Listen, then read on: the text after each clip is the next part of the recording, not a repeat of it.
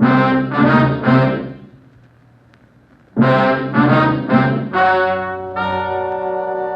and gentlemen, the story you are about to hear is true. Only the names have been changed to protect the innocent. NBC brings you Dragnet.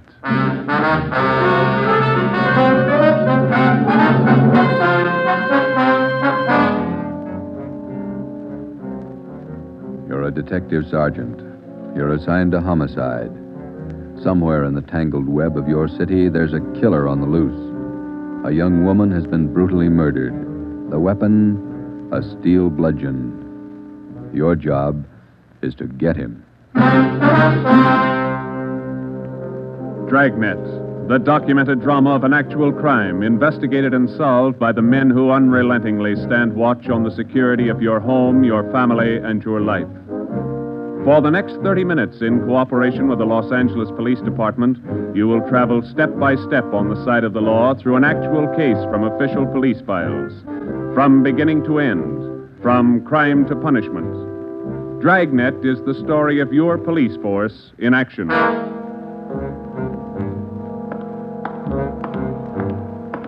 It was Thursday, March 19th. It was foggy in Los Angeles. We were working the night watch out of homicide detail. My partner's Ben Romero. The boss is Ed Backstrand, chief of detectives. My name's Friday. It was 9:14 p.m. when I got to the old Central Jail building, third floor. The crime lab. Hi, Joe. Hi, coming, Lee. Just ran a spectrograph. What'd you find? The paint flake from the victim's head matches that paint on the hunk of pipe. Any prints? The pipe was clean, no latent prints. Well, that figured. Anything else? Got those blood test reports. A couple of slides for you to look at under the comparison mic. Mm-hmm. Thanks, Lee. Oh, hi, Joe. Didn't hear you come in. What's it look like, Ben? Well, here's the blood test reports. This one is blood found on the piece of pipe. Type A. This one's blood from the victim. Type A. They match. That's right, boys. Doesn't mean too much, though. Did you look at these slides under the microscope? No, not yet. Well, this is your clincher. Wait till I get the light. Okay, take a look. Mm-hmm. Got a make? Yeah, go ahead. Well, this slide here on the right, Mm-hmm. that's a slice of hair from the victim's head. On the other slide is hair found on the steel pipe. Yeah? She had wavy hair. Both specimens are flat. Same hair, Joe. You got anything on that piece of pipe, Lee? Nothing. Just ordinary steel pipe, 14 inches long. What else you got? The plaster impressions of those footprints we found by the body. Here they are. Crepe soles? Tennis shoes, new ones, size 9, good impression. Ground was soft.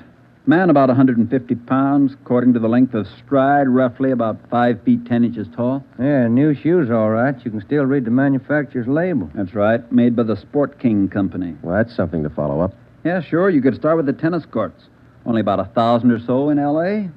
Maybe you'd rather track down the brand. These particular tennis shoes are the biggest sellers in the country. Yeah. Where'd you like to start, Minneapolis or Pullman, Washington? What about that glove? Yeah, you might look for a missing glove. Yeah.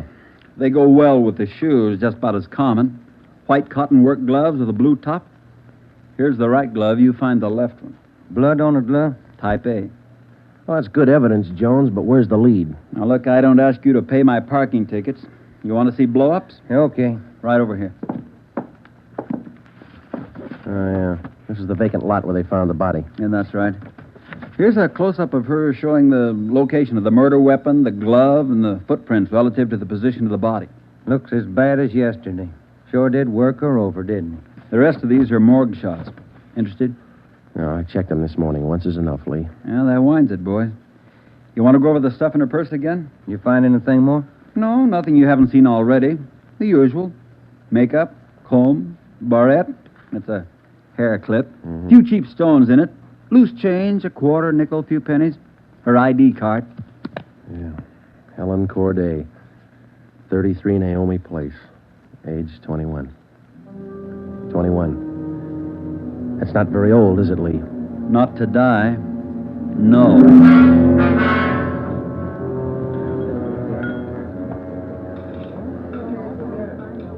Helen Corday.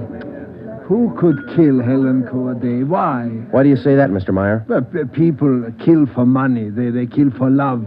Helen Corday had none of these. No boyfriend? Not in here. No, she was a good worker. 5 different waitresses the union sends me 1 month. 5! Did the union send Helen to you? Oh, sure. All the girls come from the union, but none like Helen. Oh, she was sweet, honest, and courteous. Mr. Meyer, did you know anything about her personal life? Only that she was a good worker. Everything else she took home with her from this place. Did she ever mention any men to you? Anyone at all? No gentleman, not one. No. How much money did she make here? Well, I paid her $26.50 a week, every Tuesday. And not much salary for so much work, but the tips are very good here. Nice customers. Mm-hmm. Nice. This her home address, 33 Naomi Place? 33 Naomi, yeah, that's right, yeah. Thank you very much, Mr. Meyer, for your time. I wonder what kind of a person does things like that. Who could kill Helen Corday? Everybody liked Helen. Helen Corday? I never liked her. Come on in the office, boys, where we can talk. Never liked her because I never knew her. You the head of the union? Not just a steward. I know most of the girls. This Corday girl, what'd she look like? Small brunette, about 5'3". Here's a picture. Yeah. Pretty girl, wasn't she? Oh, sure. Placed her out at Otto's place. Nice little Dutch fella. Otto Meyer. That's right. He seemed to think quite a lot of her. Yeah, she was a fine worker. Oh, sure. Always right up on her dues. Paid all the assessments right on time. Thought you said you didn't know her. Well, not right off, I didn't, but when you showed me that picture there, placed her right away. You know anything about her personal life? Wait a minute. Why all these questions? Helen Corday was murdered last night. Oh. Who did it? You know anything about her personal life? Well, you can see my position, Sergeant. 1,200 girls. Check 'em in, check 'em out. Just names to me till I see a picture of 'em. You wouldn't know if she had any boyfriends here in the union, waiters, busboys? That I wouldn't know. Like I tell you, Sergeant, I never knew Helen Corday. Sure, I knew Helen Corday. Gus plays a nice piano, huh, Sergeant? Yeah. I read about it in the paper this morning. How long you been selling pianos here at this place? About as long as I knew Helen. 3 years. How'd you find me? Helen's landlady, we talked to her yesterday. She told us she worked here at this piano store. Oh. It's funny, isn't it? What's funny? See Gus over there? That fellow demonstrating the piano? A few weeks ago, I made a deal with him to give Helen piano lessons. I figured it would help her with her singing lessons. Wanted to be a singer, you know. Did Helen know that fellow, Gus? No, she never met him. Who gave her the singing lessons, Miss Olson? She took from Ostrander. Paul Ostrander out on Melrose. A lot of movie people used to take from him. What do you know about her personal life? How do you mean? Does she have any boyfriends? Well, yes. You don't seem sure, Miss Olson. Well, it's just that I don't know. I never asked Helen. But she did have a few dates with Paul Ostrander. I don't think she was serious. How about Ostrander? Gee, I don't know, Sergeant.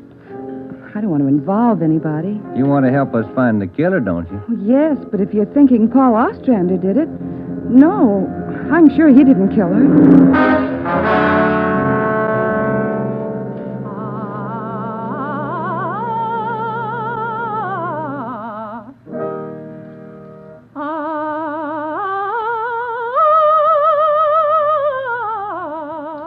That's all for today, Victoria. No, gentlemen. I did not kill Helen Corday. You gave her singing lessons, Mr. Ostrander. You knew her pretty well? Yes, I gave her voice coaching for about 1.5 years. Helen showed a little promise. Not a great voice, a bad vibrato. You knew her pretty well? Why do you say that? Mr. Ostrander, didn't you used to take her out once in a while? No, I didn't know Helen socially at all. We know you had dates with her. That's not true.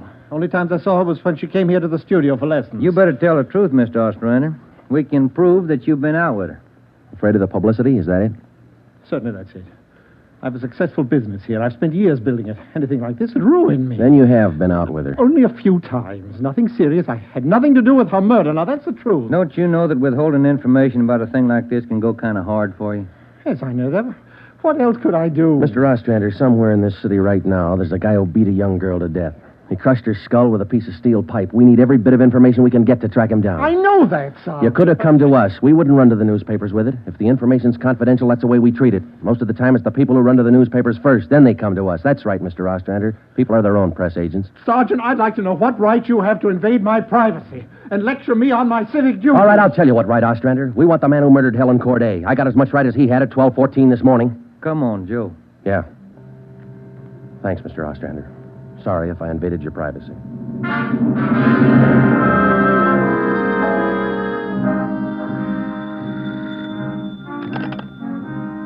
Chief of Detective's Office, Helen. No, I'm sorry, ma'am. You got the wrong extension. Try 2511. You're welcome. Hi, Friday, Romero. Chief's been looking for you. Thank you, Mike. Come on, Joe. Yeah. Hello, Joe. Ben, sit down. What'd you get? A notebook full of notes. A crime lab full of evidence. Nothing to tie them together. These some of the people you interviewed? Yeah, those and about a dozen more we didn't even take notes on. It's hard to figure, Skipper. Everybody seemed to like this girl. Helen Corday. No known relatives. Single, unattached girl, living all alone in the city. Few friends and no enemies. None we can find anyway. Are you satisfied that all the people you interviewed are in the clear? Well, if we're going to stick to the simple robbery motive we are, the kind of money Helen Corday made wouldn't interest those people. How are you doing on the outside leads? Nothing. If we could just find one hole someplace, anything. All right, now look. You've got a lab full of evidence across the street. You've got a book full of names here. You've got the pieces. Now fit them together. They just don't add. Well, go over them and keep going over them until they do add. Anything from the informants? No, nothing so far. No tips on anybody that's been dough-heavy lately. Nobody shooting off their mouth. The guy we want won't advertise. Figures himself a pretty smooth operator. But he probably made a mistake somewhere along the line. We'll find it. Got a hot shot, Ed. Yeah? 3220 Casino. Woman, probable attack. All right, Friday. You and Ben run it down. We ran down the hot shot call for 3220 Casino. Turned out to be a typical dead-end lead. Her name was Mrs. Lillian Horn. For the past 5 years, Mr. Horn had been paid regularly on Wednesdays. He spent all day Thursday drinking up his paycheck and beating his wife. The call had no connection with the Corday murder. We made the usual call into communications. Unit 80K to Control 1, 80K to Control 1. Control 1 to 80K, go ahead. On that probable attack, 3220 Casino, Code 4. 80K, roger. 80K to Control 1, KMA 367. That was the beginning. For the next 3 days, we followed up every lead and every call, but they were all blind. All units were alerted, and they had as much information on the killer of Helen Corday as we did. Ben and I cruised throughout the entire Central Division. We covered every probable call that might have some connection with the murder. Attention, Unit 41R. 1654 Swanson Terrace, a woman, victim of probable attack, Code 3. Unit 41R. It didn't make any difference what the call was. If there was a possibility it might tie in with the Corday murder, we ran it down. We made it a 24-hour job. So far, if the killer made a mistake, we hadn't been able to find it. The Corday funeral was on Monday. They were all there. The girl's landlady, the voice teacher Ostrander, the girlfriend Marie Olson, the man from the union, and her boss Otto Meyer. But nobody else we hadn't checked. That was Monday afternoon. Monday night, we went back to the old routine, tracking calls during the night in the squad car, picking up small threads that led nowhere. 3 more days of the same thing. Thursday morning, 1 week after we found Helen Corday's body, we got an anonymous phone tip. I know who killed Helen Corday. His name's George Barlow. He lives at 418 White Oak Avenue. He used to date her up all the time. Get him and you've got the murderer. We checked George Barlow and about 10 others just like him. None of them knew Helen Corday. Saturday night, Ben and I were back in the squad car cruising the Central Division. Saturday night's a good night for robbery. By 10 p.m., we'd run down 4 various calls. 123, Code 1. 123, roger. 12G, call your station. Unit 13R, 1254 Tower Road. A woman screaming. Investigate the trouble. Code 2. Let's handle that one, Ben. Yeah, okay. I'll notify communications. Unit 80K to Control 1. 80K to Control 1. Control 1 to Unit 80K. Go ahead. On your 1254 Tower Road call, we're in the vicinity. We will handle. 80K, roger. 80K to Control 1, KMA 367. Let's go, Ben. Control 1 to 13R. Disregard your last call. Handled by 80K. Yeah, it should be right about here. Oh, here it is. 1254. That man who tried to kill me is running down the street there. Where? He's getting to that corner street. He tried to kill me. Come on. Where'd he go, Joe? Turn right at the next corner. That's him up ahead. He's got a good lead on us. Hit the siren. He's gaining, Joe. Took a left at the next corner. Oh, he isn't going to stop. Close in as tight as you can, Ben. Down to the floor now. Swing out to the left a little. I'm going for his tires. Right. All right, that'll slow him down. Pull up on him. Yeah. All right, you. Keep both hands on that wheel and get over to the curb. Cover me, Joe. Right. Out of that car, mister. Shake him down. Hey, take it easy, will you? I haven't got a gun. Put the cuffs on him. Hey, well, you boys work fast. What am I do with the gas chamber? Just save that, mister. It's pretty rough treatment for speeding. All right, come on, you. Look, I got a right to know where you're taking me. What's the charge? We'll let the girl tell you. What girl? You just sit there and be quiet, huh? Oh, I know where you're going. The place back on Tower Road. Well, I asked to use the phone. The girl slammed the door in my face. I don't know what you cops are trying to prove. I just wanted to use the phone, that's all. I even tried to scare her a little. I told her I'd hit her over the head if she didn't let me use the phone. It's a laugh, huh? All right, you, get out. Yeah, I suppose so. Get out. Hey. I got nothing to hide. That little girl's gonna lie. You know that, don't you?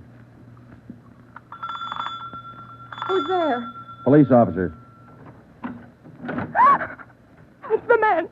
That's him. He tried to kill me. His full name's Frank Philip Larson. They had no previous record. This the girl's report? Yeah, that's it, Skipper. Judy Scott. How old is she? He's 19. She's a babysitter. Real tough boy, isn't he? Forced his way into the house, beat her about the neck and arms. A tire iron. We found it in his car. Jones is running it through the crime lab. Asked her if she had any money. She told him no. Struck her again. Where's this Larson live? Hotel out near Santa Monica. He's a clothing salesman, Ed. Works for a big men's store, Burns and Company. According to the house book sales record, he bought a pair of tennis shoes 2 weeks ago. Weighs 158 pounds, 5 foot 11 inches. Tennis shoes are missing. They're not in his hotel room, and he's not wearing them. What else did you find? A rhinestone. You mean a pin? No, just a small loose stone recovered from the rug in Larson's room. Crime lab got it? Working on it now. Ed, I think...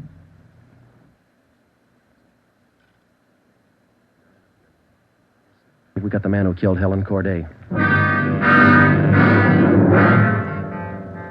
A few scraps of circumstantial evidence and a hunch.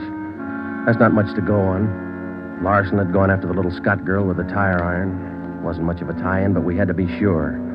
All that day, we checked Frank Larson's alibi for the night of Helen Corday's murder. We interviewed the personnel manager at Burns and Company where he worked. We talked to all the clerks who knew him, the manager of the hotel where he lived. We found out everything we could about Frank Larson. And that night at 10 o'clock, we had the prisoner brought to the interrogation room. How are you, Larson? Fine. Just fine. I like jail. Sit down. Lousy weather, been foggy all over town. I wouldn't know. I've been inside all day. How old are you, Larson? 31, same as the last time you asked me. Where'd you go to school? I didn't. I was born smart. You sell clothes, don't you, Larson? We know you work for Burns and Company. Remember, you told us. What is all this? What are you guys trying to build? Just want to know if you like selling clothes. That's all. What do you coppers know about clothes? One blue serge a year is your speed. You know quite a bit about clothes, don't you? I've been selling them for 5 years. Can you tell me something I've been wondering about? What's that? Are your socks and tie always supposed to match? That's what the style books say. Bet you always know the right things to wear, don't you? You wouldn't wear black shoes with a brown suit, would you? Is that what you're keeping me here for? Stylism?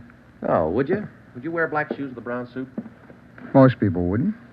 Bet you wouldn't wear brown shoes with a tuxedo either. I've been smoking too much. You got a glass of water? Oh, yeah, sure.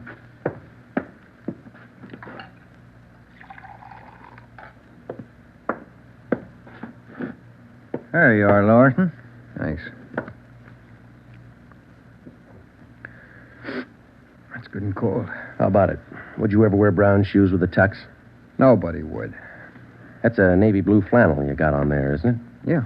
It's a good-looking suit. Stop around sometime. Get you a good deal. Suit like that flannel there you're wearing, you'd never wear tennis shoes with an outfit like that, would you? What do you think? I think you did. I think you wore them the night you killed Helen Corday.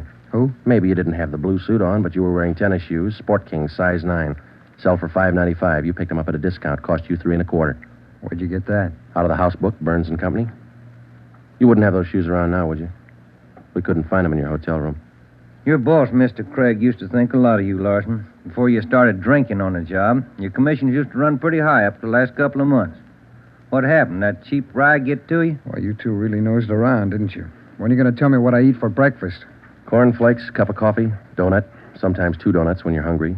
Elsie waits on you at the Royal Cafe. She gets a dime tip. Can I have some more of that water? Help yourself, there's a cooler. Sure good and cold. How about it, Larson? Where are the tennis shoes? They wore out. In 3 weeks? Can't be very good tennis shoes. No, they didn't wear out. What'd you do with them? You know all the answers. You figure it out. We know you bought the tennis shoes. We don't know where they are now. We know you had them, size 9. 3 feet from the body of Helen Corday, we found 2 size 9 footprints made by a pair of Sport King tennis shoes. We figured the man weighed about 150 pounds. You weigh 158. Figured he's about 5'10". You're 5'11". You come awful close to being the same build as the man who killed Helen Corday, don't you, Larson? And you wear the same size tennis shoes, same brand name. A lot of people wear 9s. It's the average size. They sell a lot of Sport Kings, too. Everybody wears them. If we could find your pair, might make a difference. Doesn't mean your tennis shoes made the prints with the body. Doesn't prove it didn't, neither. What'd you do with them, Larson? I threw them away. That's too bad. Might make a difference. No, what difference could it make? I threw them away, that's all. Now, how about the mate to this glove? I never saw it before. Found this right-hand glove by the body of Helen Corday. Just an ordinary cotton work glove. Everybody wears them. If we could find the missing left glove, why, it might make a difference. Size medium. That's average, too, isn't it, Larson? I never sold work gloves. I wouldn't know. No, but you bought work gloves, haven't you? Not a pair of those. Mean like this, don't you? We only got one. What kind of work gloves did you buy? I didn't buy any. You just said you did. I never said I bought any work gloves. You bought tennis shoes, though, didn't you? I told you I bought the tennis shoes. Didn't I tell you I bought them? No, you didn't tell us. We told you. Found out from Burns and Company where you worked. All right, you told me. I bought them. You know that. Same kind of tennis shoes that made footprints by Helen Corday's body. It wasn't me. Then why won't you tell us what you did with them? I've already told you I threw them away. They were only 3 weeks old. Must have worn out awful fast. I didn't say they wore out. They got too dirty. No, you told us they wore out. Remember, Larson? I don't remember what I told you, but I don't have them now. We know you don't have them now. Where are they? He told us. They got too dirty. Right, Larson? Yes.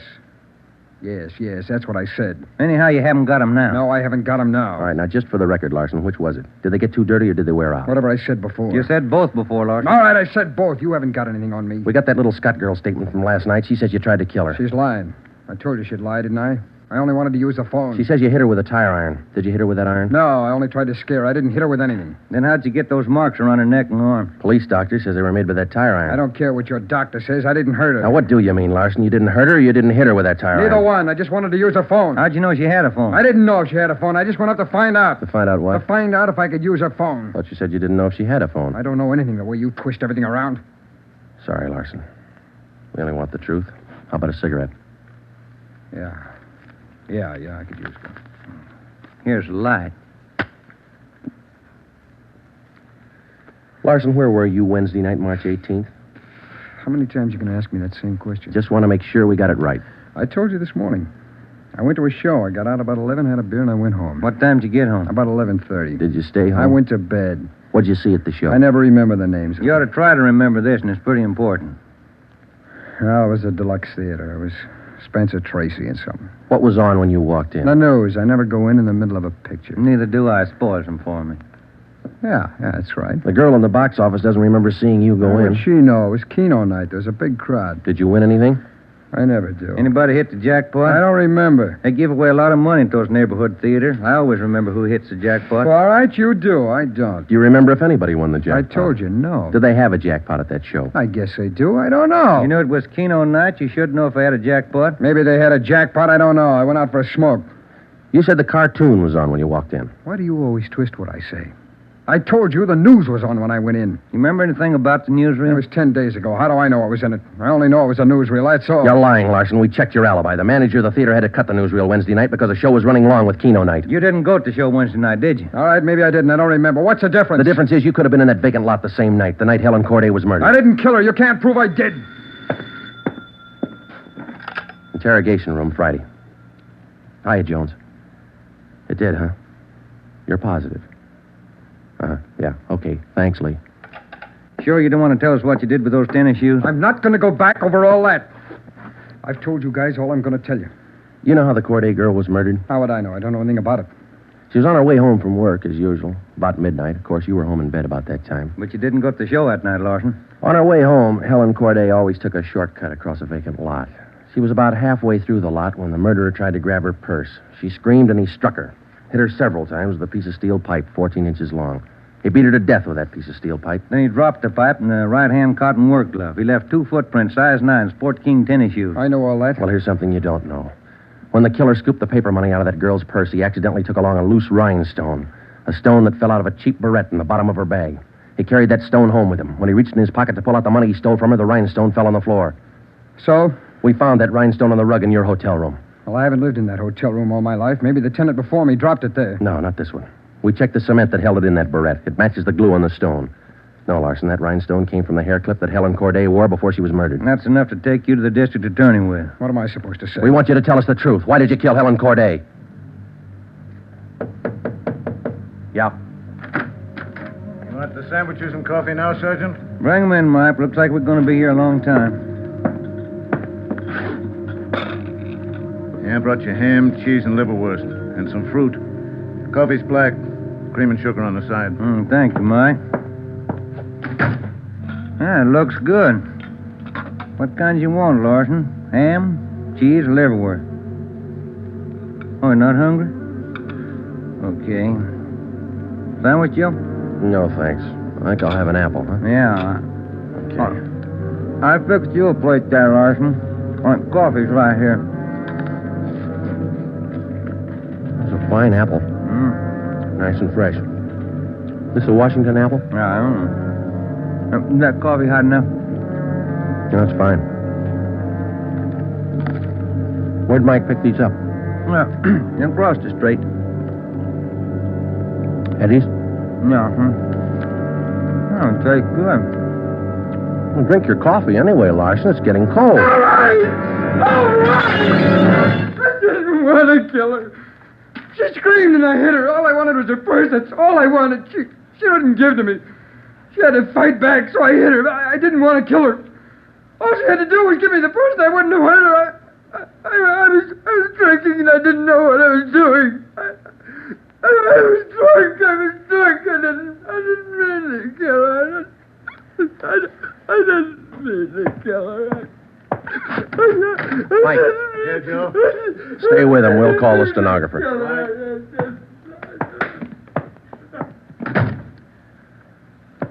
See you tomorrow, Joe. Good night. Yeah. Sour racket, huh?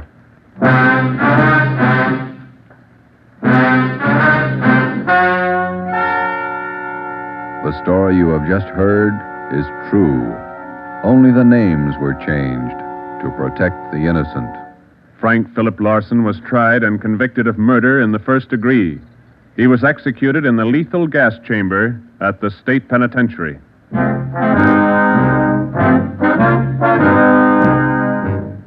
You have just heard the fifth in a new series of authentic cases from official files.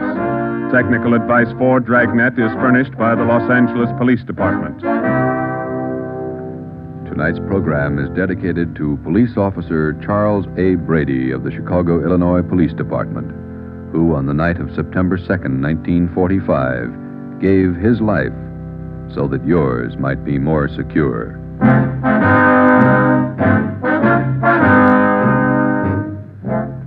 Dragnet came to you from Los Angeles. This is NBC, the national broadcasting company.